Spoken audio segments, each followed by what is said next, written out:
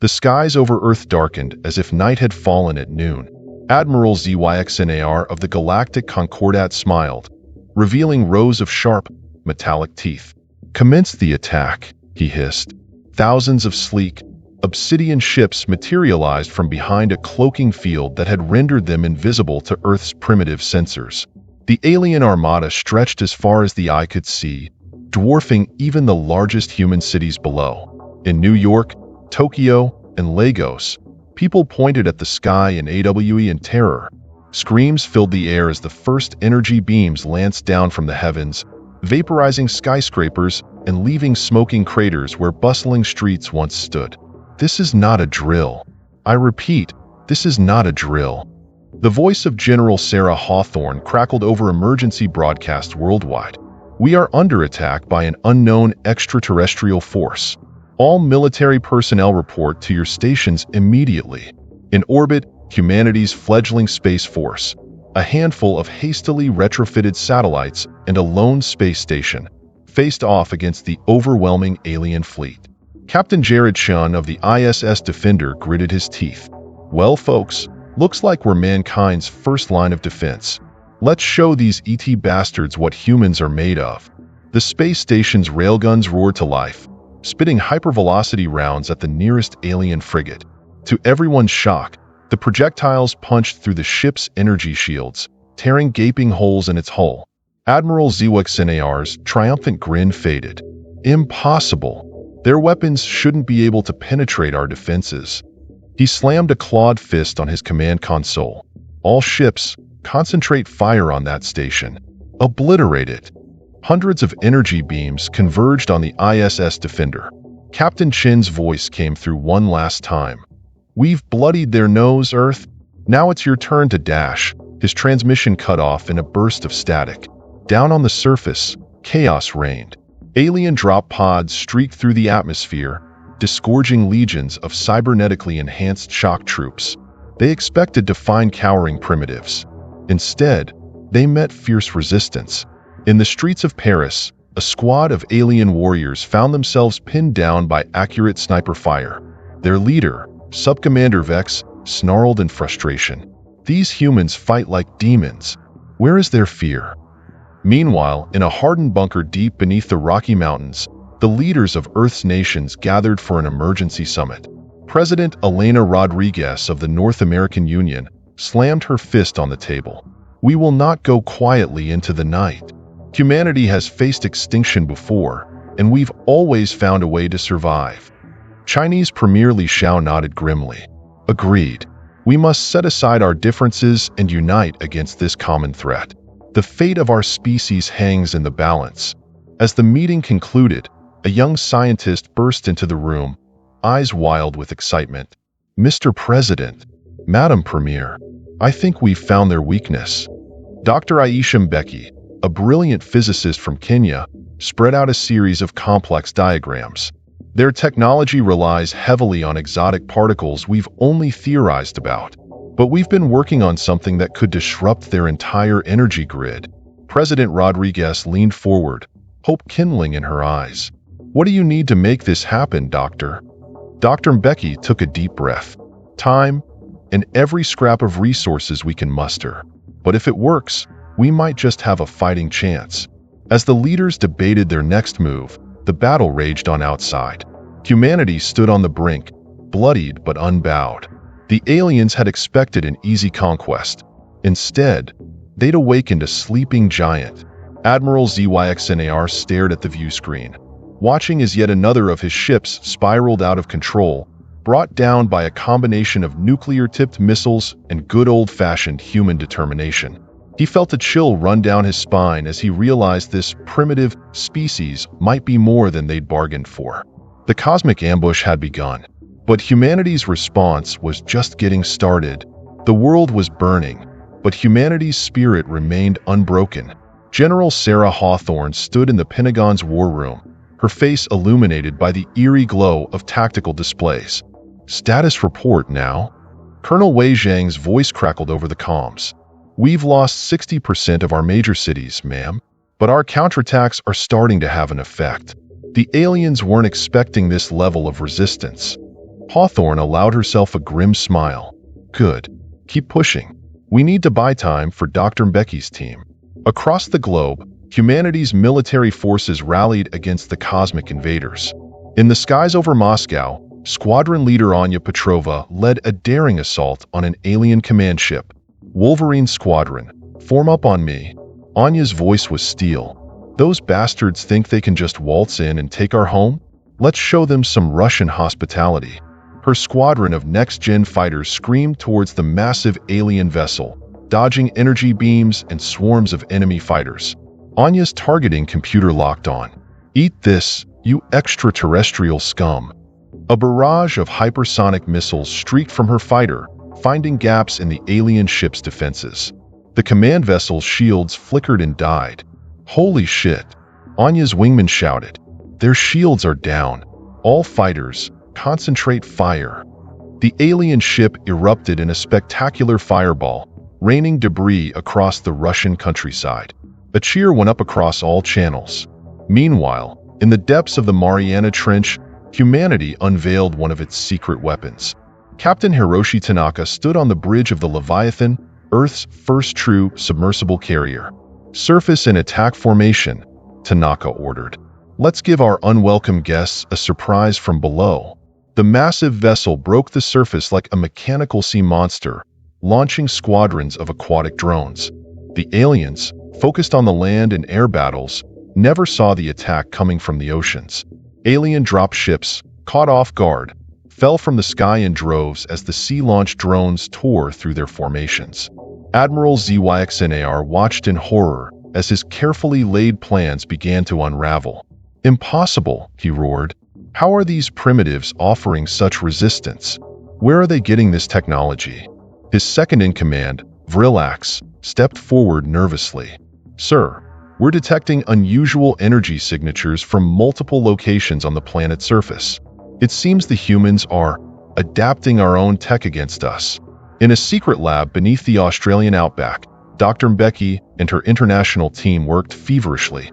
They'd managed to salvage components from downed alien craft, reverse engineering them at a pace that would have seemed impossible just days ago. We're close to a breakthrough, Mbecki muttered, her eyes bloodshot from lack of sleep. Just a few more hours, and we might have a working prototype of the disruptor field. Back in North America, the alien ground assault had bogged down in the Rocky Mountains. Human guerrilla fighters, led by former park ranger John Grizzly McGraw, were making the invaders pay for every inch of territory. Remember, folks, Grizzly's gruff voice came over the secure comms. These alien bastards might have fancy tech, but we know this land. Use the terrain to your advantage. From hidden caves and camouflaged bunkers, human resistance fighters launched hit-and-run attacks. Alien walkers toppled into ravines, their pilots unable to navigate the treacherous mountain paths. Snipers picked off alien commanders with chilling accuracy. Subcommander Vex, now leading the ground assault, felt a growing sense of dread. This was supposed to be a simple pacification. Instead, we're being bled dry by these savages. As the battles raged on land, sea, and air, humanity's greatest minds worked tirelessly behind the scenes. In labs and bunkers across the globe, scientists and engineers pushed the boundaries of what was possible. Dr. Alana Rossi, working from a makeshift lab in the ruins of CERN, made a startling discovery. The aliens' FTL drives, they're not just for propulsion. If we can replicate this technology, we might be able to create localized time dilation fields. The implications were staggering. With such technology, human forces could potentially move and react faster than their alien opponents, negating the invaders' technological advantage. As the second day of the invasion drew to a close, humanity had suffered grievous losses. But they had also achieved the impossible. They had bloodied the nose of a technologically superior foe and shown the galaxy that Earth would not go down without a fight. Admiral ZYXNAR paced his command deck, his earlier confidence replaced by gnawing doubt. Prepare a status report for the Concordat High Command, he ordered, and request reinforcements. These humans are proving to be more formidable than anticipated. As news of humanity's fierce resistance spread across the alien fleet, Whispers began to circulate. What if they had underestimated these Earthlings?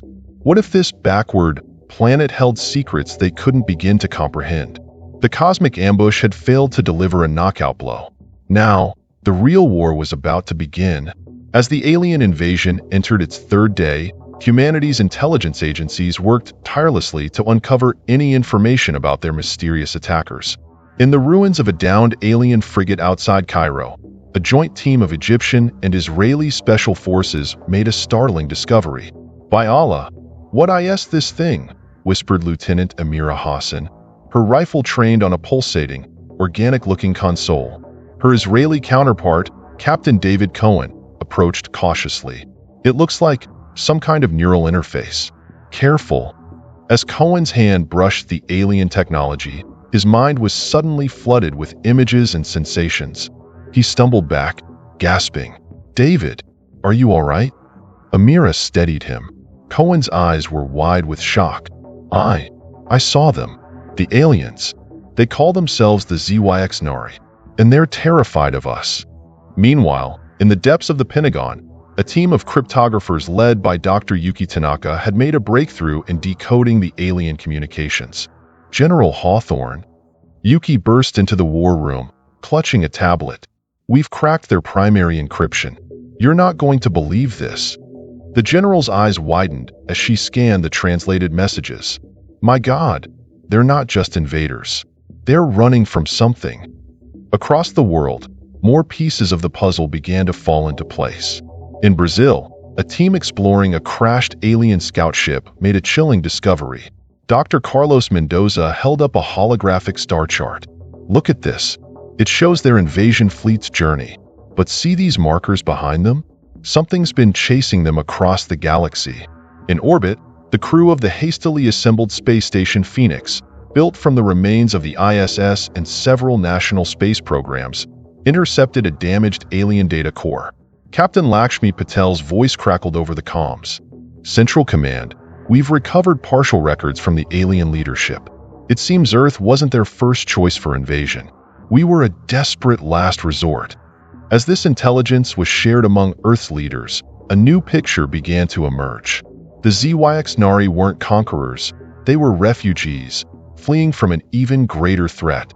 In the alien command ship, Admiral ZYX Nar received a priority transmission that made his blood run cold. "No, it can't be. They found us." On screens across his ship, a new armada appeared at the edge of the solar system. Ships of unfathomable size and power, dwarfing even the ZYX Nari fleet. ZYX Nar's second-in-command, Vrillax, chittered in fear. "The Devourers! They've tracked us here." Back on Earth, Dr. Aisha Mbecki's team had finally completed their disruptor prototype. As they prepared to test it, alarms blared across every monitoring station on the planet. "Massive energy signatures detected at the system's edge," shouted a technician. "They're like nothing we've ever seen." In the UN emergency bunker, world leaders watched in stunned silence as images of the new threat appeared on screen. President Rodriguez's face was ashen. "My God, we thought we were facing our extinction. But this is something else entirely." The Chinese premier, Li Xiao, turned to his colleagues. "We need to make contact with the ZYX Nari. Immediately. Whatever drove them to attack us, it's here." Across the battlefield, human and ZYX Nari forces alike paused as the news spread. The invasion ships hung motionless in the sky, their weapons silent. In the Rocky Mountains, Grizzly, McGraw lowered his rifle, staring at the alien soldier he'd been about to ambush. To his shock, he saw something all too familiar in the creature's eyes. Raw, primal fear. Admiral ZYX Nar made a decision that would alter the course of galactic history. He opened a channel to Earth's leaders. "Humans of Earth," his translated voice boomed across the planet. We were wrong to attack you. But now we all face annihilation. The Devourers come, and they will consume everything in their path."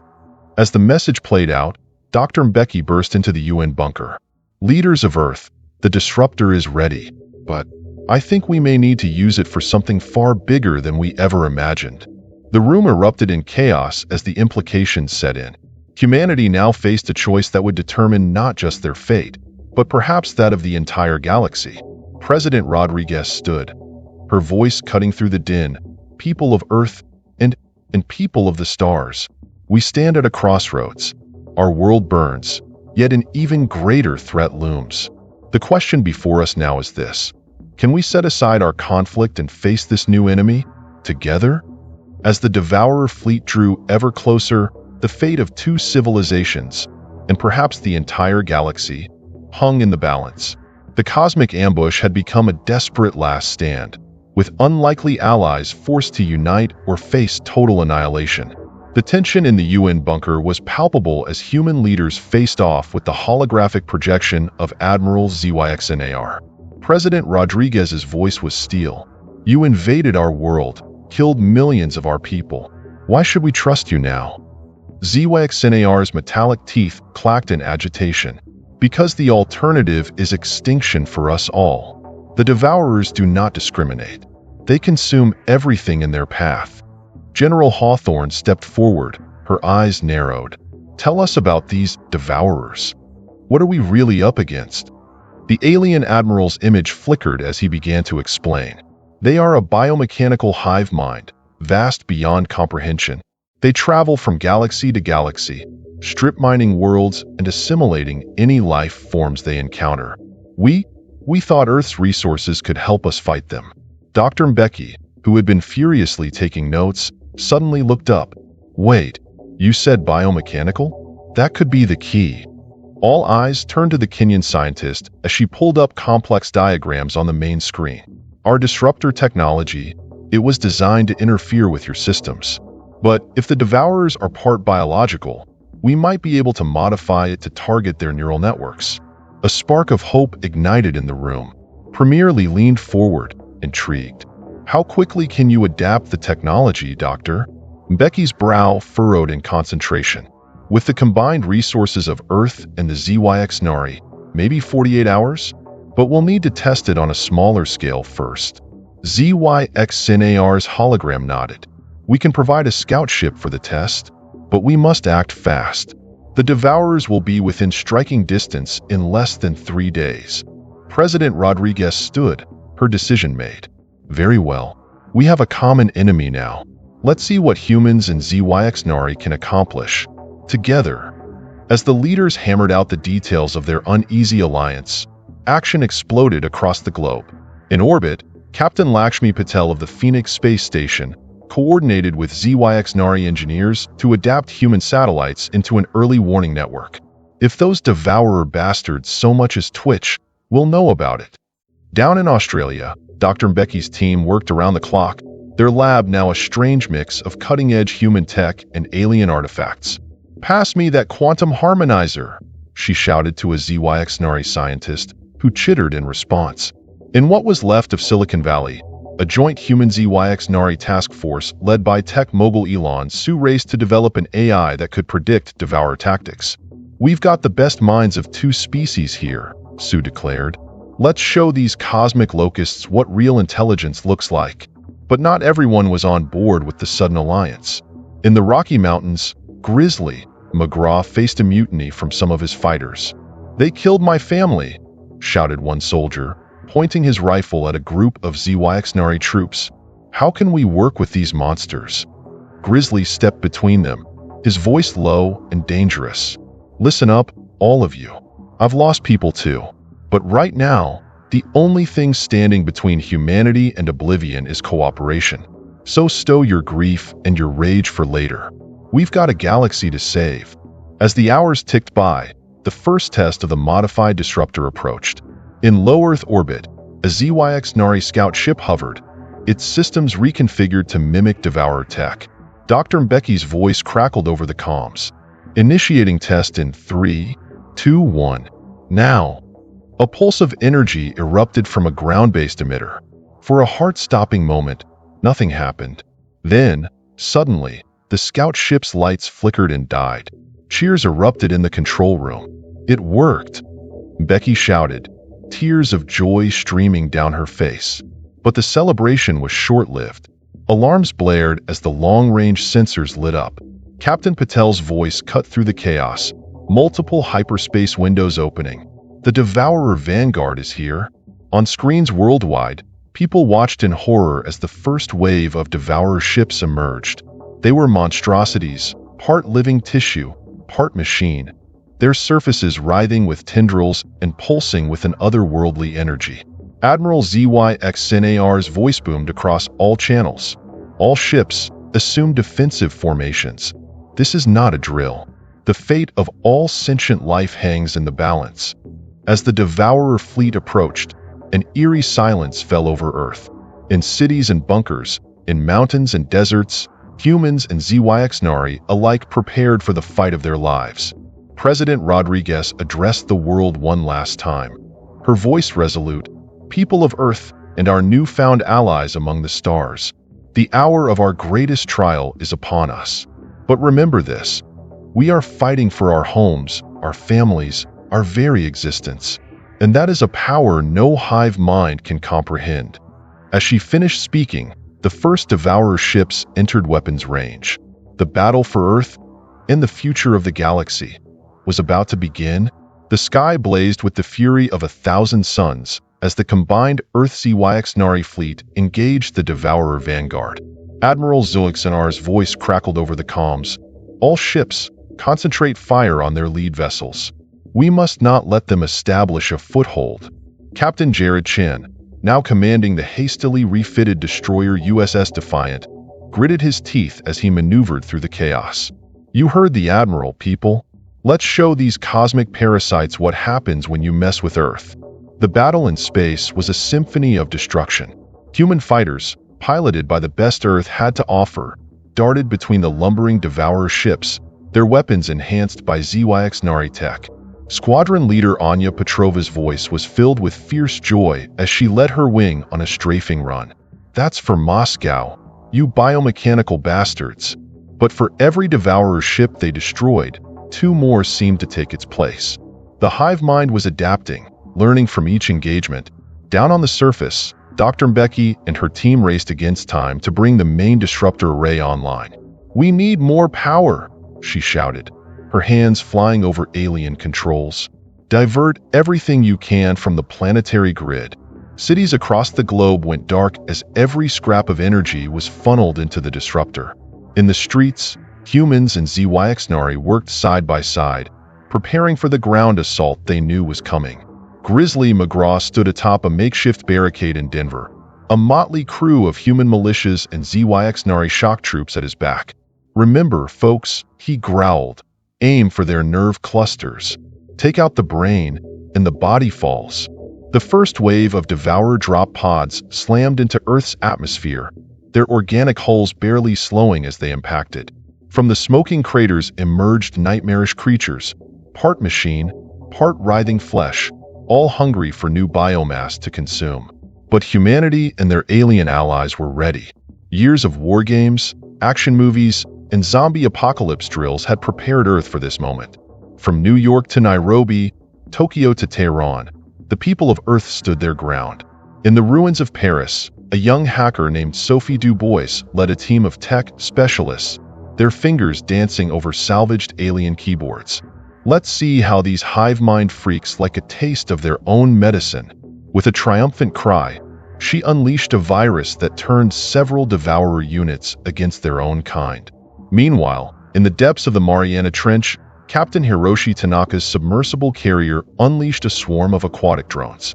The Devourers, focused on land and space, never saw the attack coming from below. For Earth and all her oceans, Tanaka roared as his drones tore into the underbellies of the alien ships. Back in orbit, the tide of battle was turning. The disruptor array, not yet at full power, was still wreaking havoc on the Devourer fleet. Ships that moments ago seemed invincible now drifted powerless, their biomechanical systems in chaos. Admiral ZYXNAR allowed himself a moment of hope. "Press the attack. We have them on the defensive." But the hive mind was not done yet. As if sensing the threat, the Devourer's tactics suddenly shifted. A massive ship, easily twice the size of any they'd seen before, emerged from hyperspace. "Oh, shit," breathed Captain Chen as he stared at his sensors. "Please tell me that's not what I think it is." The new arrival pulsed with malevolent energy. Tendrils of crackling power lashed out, enveloping nearby devourer ships and repairing them in seconds. Dr. Mbecky's voice was frantic over the comms. It's some kind of command node. If we don't take it out, all our work will be for nothing. President Rodriguez, watching from the UN bunker, made a snap decision. All forces, concentrate fire on that command ship. Dr. Mbeki, how long until the disruptor is at full power? 10 minutes, came the reply. But we need to get closer. Our current range isn't enough to penetrate its defenses. A grim silence fell over the command center.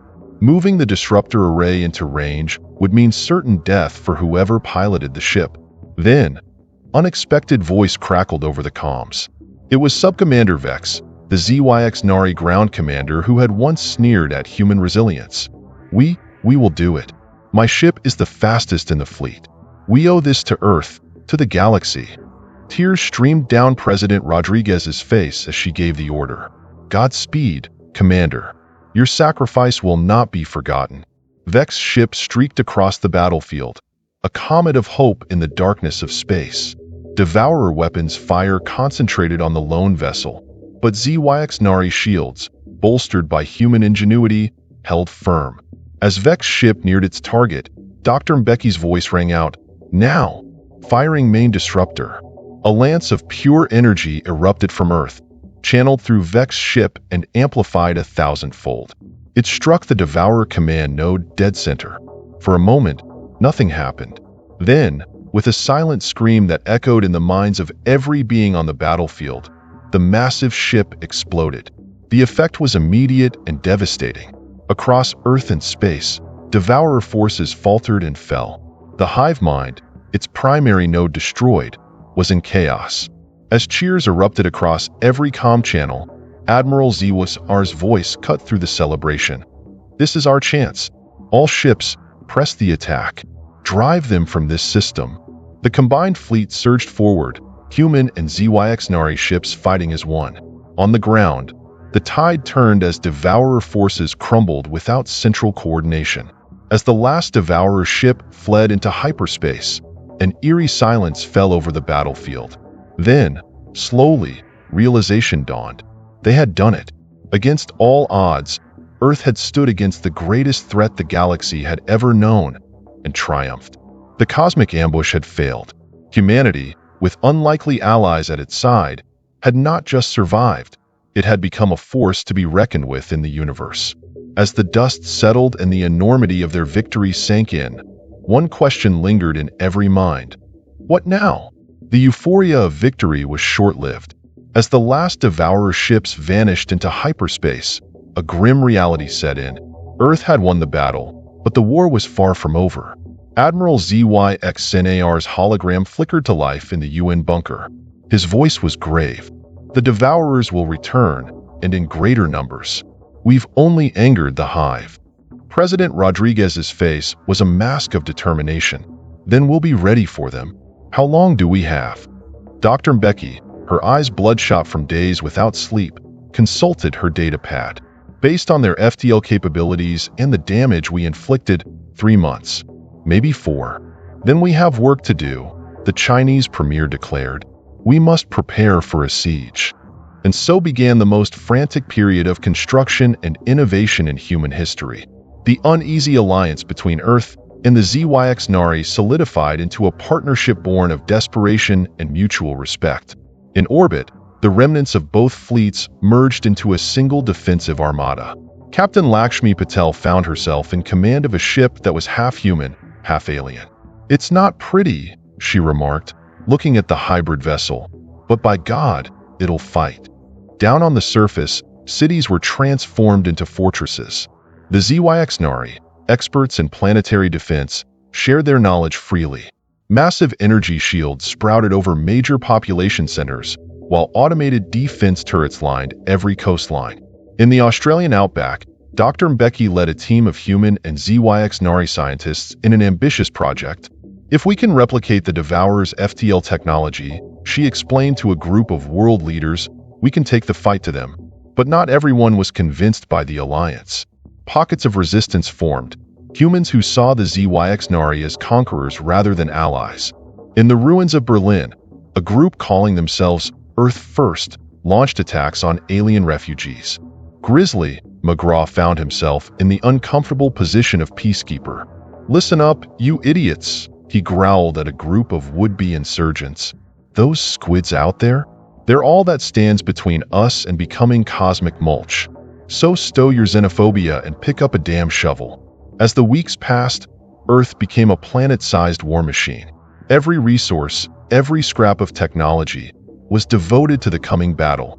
Children in schools learned alien languages alongside mathematics, while ZYX-Nari engineers marveled at human creativity. In Silicon Valley, Elon Su's AI project made a breakthrough. "We've done it," he announced to a packed press conference.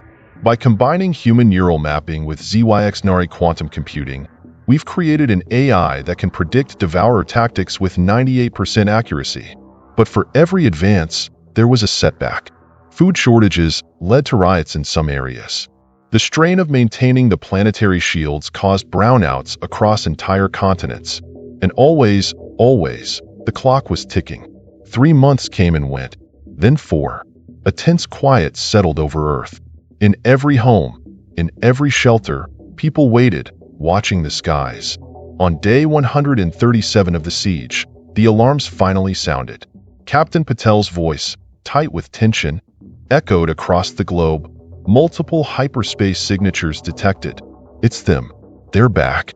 The Devourer fleet that emerged from hyperspace dwarfed anything they'd seen before.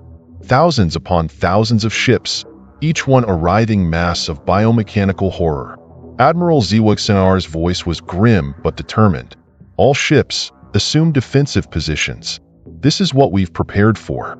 Remember, we fight not just for Earth, but for the entire galaxy." As the Devourer Armada approached, President Rodriguez addressed the world one last time.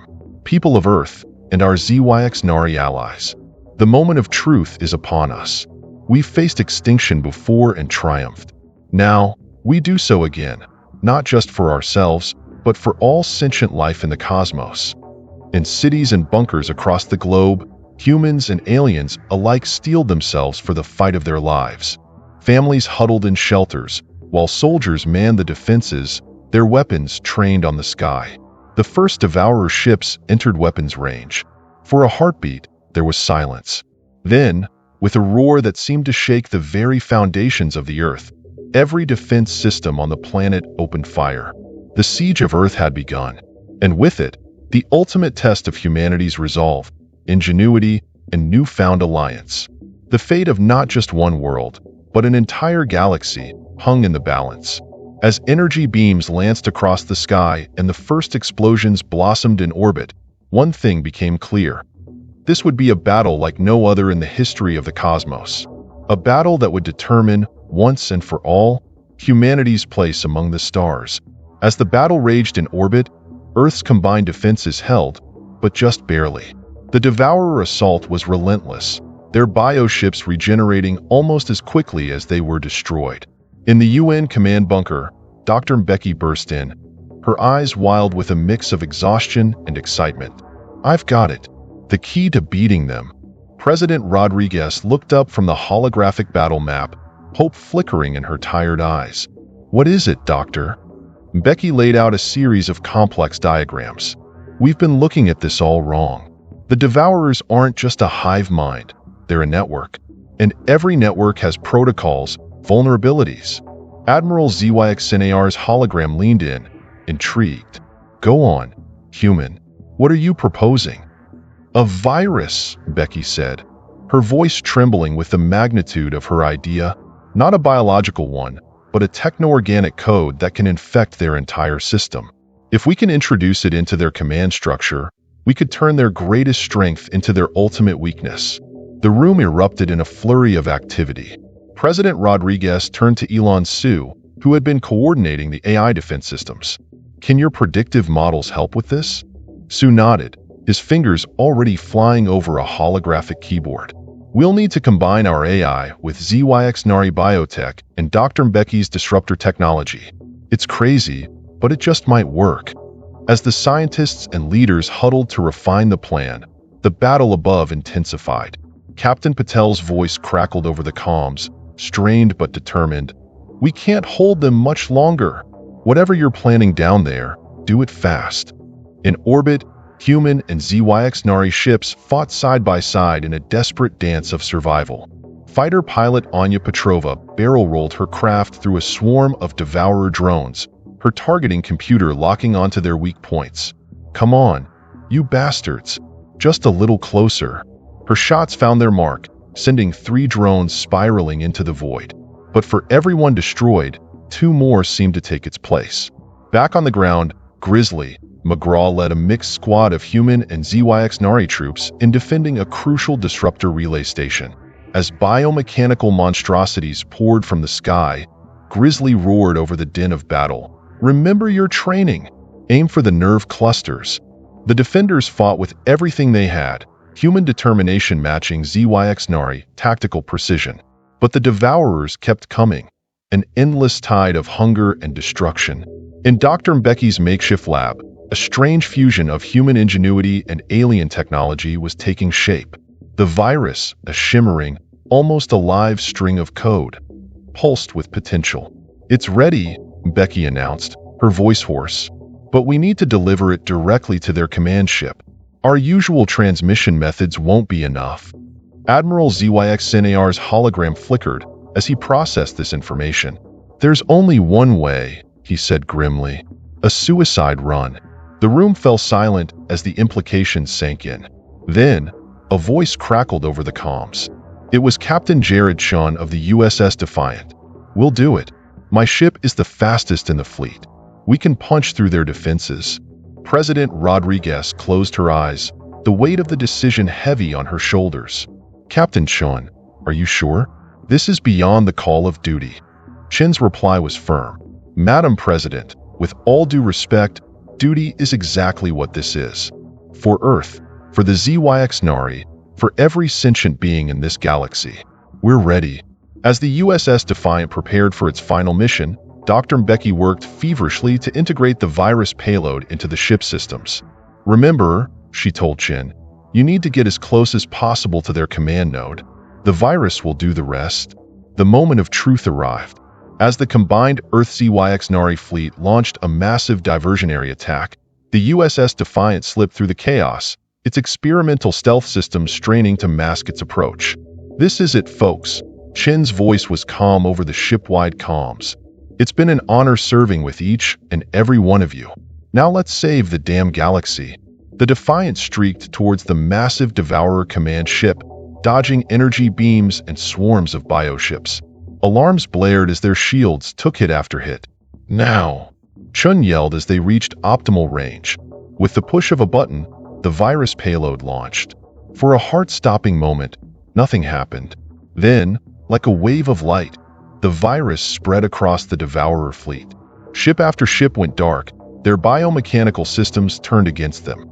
In the UN bunker, on screens across the planet, and in ships throughout the battle, everyone held their breath. Had it worked?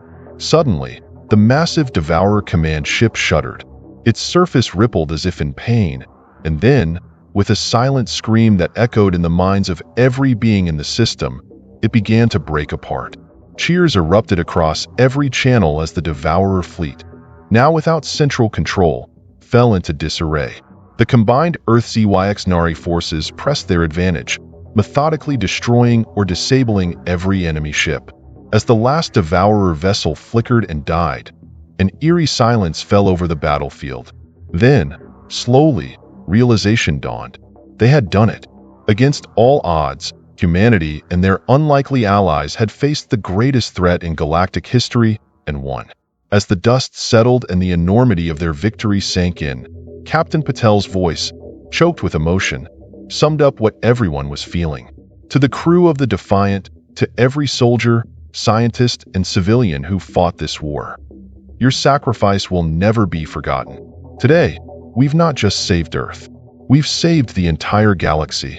The cosmic siege was over, but for humanity and the ZYX Nari, a new chapter was just beginning. The victory over the Devourer fleet was monumental, but the war was far from over. As the dust settled, a chilling realization swept through the unified command. The Devourer hive mind was still out there. Admiral ZYXNR's hologram flickered to life in the UN bunker, his expression grim. The fleet we destroyed was but a fraction of their total force. As long as the hive mind exists, they will keep coming. President Rodriguez's jaw clenched. Then we take the fight to them. Dr. Mbeki, what's our status on reverse engineering their FTL technology? Dr. Mbeki, her eyes bloodshot from weeks of non-stop work, managed a tired smile. We've cracked it. With ZYXNARI assistance, we can outfit our remaining ships for long-range travel. But what? The Chinese premier pressed. We don't know where their homeworld is, Becky admitted. The galaxy is vast, and our resources are limited. A tense silence fell over the room. Then, an unexpected voice spoke up. It was Sophie Dubois, the young hacker who had turned Devourer units against each other during the Earth invasion. I think I can help with that, she said, her fingers dancing over a holographic keyboard. During the battle, I managed to extract partial navigational data from a disabled Devourer ship. If we combine this with the ZYXNARI star charts and our AI predictions, a three-dimensional map of the galaxy sprang to life, a pulsing red dot highlighting a region in a distant spiral arm. Admiral ZYXNAR's eyes widened. By the cosmic void, that's it. The Devourer home system. Then that's where we're going, President Rodriguez declared, her voice steel. We end this, once and for all. The next few weeks were a whirlwind of preparation. Every surviving ship, human and ZYXNARI alike, was retrofitted with the new FTL drives. The disruptor technology that had saved Earth was miniaturized and integrated into their weapon systems. Captain Lakshmi Patel found herself in command of the flagship of this new, unified fleet. The Cosmic Defender was a marvel of human and alien engineering, bristling with weapons and shielded by technologies beyond anything Earth had dreamed of mere months ago. As the fleet prepared to depart, a solemn ceremony was held. In orbit above a healing Earth, human and ZYXNARI leaders gathered to address their combined forces. President Rodriguez stepped forward, her voice carrying across every ship and every home on the planet below. Today, we embark on the most important mission in the history of our species, of all our species. We go not just to defend our homes, but to secure a future for all sentient life in the galaxy. Admiral ZYXNR spoke next, his translator conveying the emotion in his alien voice. Once, we came to Earth as conquerors. Now, we leave as allies, as friends. Together, we will face the greatest evil the cosmos has ever known. As the speech concluded, Captain Patel's voice rang out across the fleet. All ships, prepare for FTL jump. May whatever gods or cosmic forces you believe in watch over us all. With a flash of light that momentarily outshone the sun, the combined fleet vanished into the depths of space. The journey took weeks, each day ratcheting up the tension. But finally, they arrived. The Devourer home system was a nightmarish perversion of nature. Planets stripped to their cores, stars encased in massive energy-harvesting spheres, and at the center, a construct so vast it defied comprehension. My God, breathed Patel as she stared at the monstrosity on her view screen. That's the hive mind? Before anyone could respond, a voice, if it could be called that, resonated through every mind in the fleet. It was a cacophony of hunger, of endless consumption, of a void that could never be filled. We are eternal. We are infinite. Your resistance is futile. Like hell it is, growled Grizzly McGraw from his position on one of the assault ships. Let's show these cosmic locusts what happens when you mess with Earth. The battle that followed was beyond epic.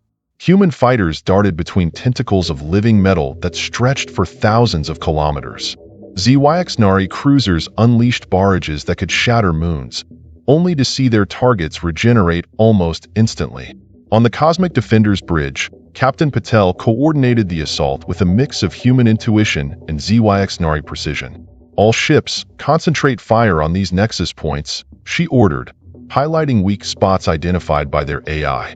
But for every blow they landed, the hive mind seemed to grow stronger. It was learning, adapting, evolving with every passing second. In the ship's lab, Dr. Becky worked feverishly, sweat beading on her brow. "The disruptor isn't enough," she muttered. "We need something more, something to overload their entire system at once." That's when Sophie Dubois, who had insisted on joining the mission, had an epiphany. What if we don't try to destroy them? What if we try to change them? All eyes turned to the young hacker. "Think about it," she continued, her words tumbling out in excitement. "The hive mind is just the ultimate network, right? What if we could rewrite its base code, give it something it's never had before?" "Like what?" Becky asked, intrigued despite her skepticism. Sophie's eyes gleamed. "Empathy, compassion, everything that makes us, human and ZYX-Nari, alike. More than just consumers." It was crazy. It was impossible. It was their only hope. As the battle raged outside, the best minds of two species raced against time to create a payload that could rewrite the very nature of their enemy.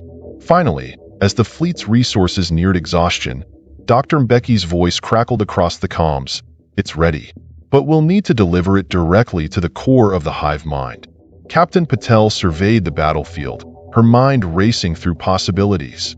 There was only one option, and she knew it. "I'll do it," she said, her voice calm despite the gravity of the moment.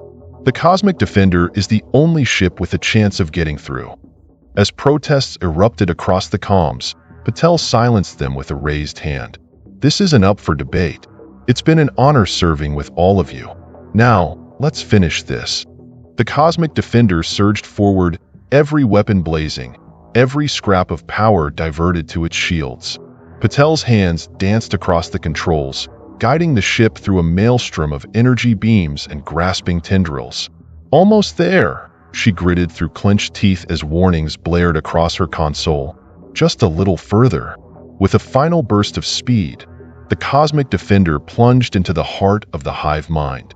Patel's finger hovered over the launch button for the payload. "For Earth," she whispered. "For the galaxy." She pressed the button. A wave of energy, unlike anything ever seen before, erupted from the ship. It spread through the hive mind's vast network, rewriting, transforming everything it touched. For a moment that seemed to stretch into eternity, the entire system froze. Then, slowly, the tendrils of the hive mind began to withdraw.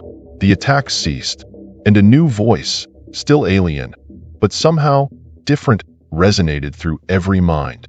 "We understand. We see. We feel." As the combined fleet watched in awe, the massive construct began to change, its purpose shifting from consumption to creation. The war was over, but for the galaxy, a new age was just beginning. The silence that followed the transformation of the hive mind was deafening.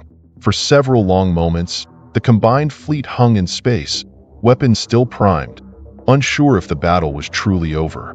Then, a familiar voice crackled over the comms. "This is Captain Patel of the Cosmic Defender. We're alive. And you're not going to believe what I'm seeing." Cheers erupted across the fleet as view screens flickered to life, showing the impossible. The vast construct that had been the devourer hive mind was changing before their eyes. Where once there were weapons of unimaginable destruction, now strange, beautiful structures bloomed. "We have been reborn," the transformed hive mind communicated. "Your gift of empathy has awakened us to new purpose." President Rodriguez, watching from the UN bunker back on Earth, felt tears streaming down her face. "We did it," she whispered.